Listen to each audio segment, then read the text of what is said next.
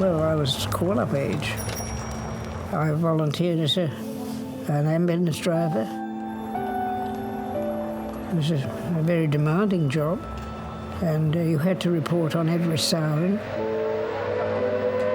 You got into the habit of getting dressed before the alarms had finished, and you had to walk down to the depot to get hold of the ambulances and get your orders. So that was usually in the early hours of the morning. So it was a fairly demanding situation. The police, the ambulance services, and perhaps above all, the fire brigades in countless cities that came under bomber attack performed heroically, sticking to their tasks as their cities went up in flames around them. London. Mr. Attlee, Lord Privy Seal, has just inspected all sections of the capital's fire services. He visited their headquarters, meeting many of the personnel, and on the banks of the Serpentine, firefighters put on a special show for his benefit. 200 pumps were in action. It's estimated that water was pumped at the rate of over 67,000 gallons a minute.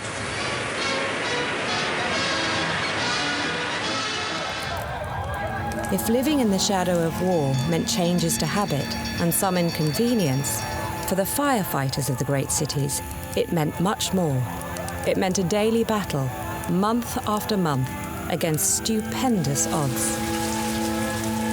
As war approached, auxiliary firefighters were recruited. In London, 28,000 joined to support the 2,500 regular officers and men. And when the Blitz fell on the city and it endured 57 continuous nights of bombing, many of those climbing the ladders were fighting fires for the first time. It is not enough that the civil defense services should work like heroes and heroines. It is not enough to praise ambulance, rescue and firefighting services. There are thousands of people who have not as yet been blitzed. And if there are any who feel that they can add something to the national effort, let them reflect on these pictures. In London alone, more than 300 firefighters were killed.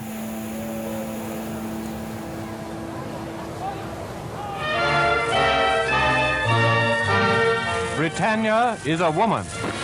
At home, she's in the front line. In this hour of need, she is ready to share burdens old and new. Britain's fire service was organised on a national basis in 1941. And by 1943 numbered 70,000 women in its ranks. Heroes with grimy faces, they were dubbed.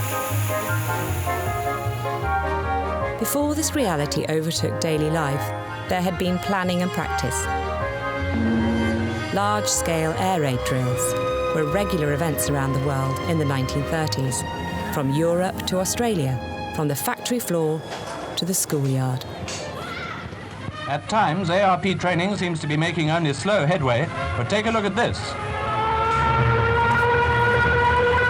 Employees of a radio factory at Southend show how evacuation can be carried out efficiently and smoothly at short notice. 2,000 of them file out into the shelters which are being constructed by the company in 5 acres of adjacent ground. Each member of the staff knows his or her allotted entrance and place, and within 7 minutes the whole evacuation is completed. Darts lend just that British touch to a grim rehearsal.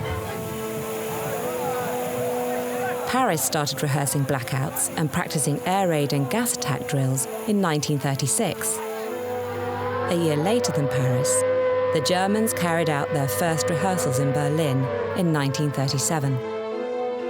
How amazingly efficient Germany is with her anti-air raid precautions. Sirens sound the alarm in Berlin for the first rehearsal, and within a few moments the streets are cleared, everybody flocking to the famous system of underground shelters. Then realistic war is let loose overhead. 7,000 air raid shelters for 4 million people. Think of it. Everything is staged with realistic effect, whilst we ourselves display our usual apathy, merely hoping for the best. If most people were expected to put on their masks, turn off their lights, and go down to the shelters, others were trained to put on their tin hats and boiler suits and go out and about in the name of public safety.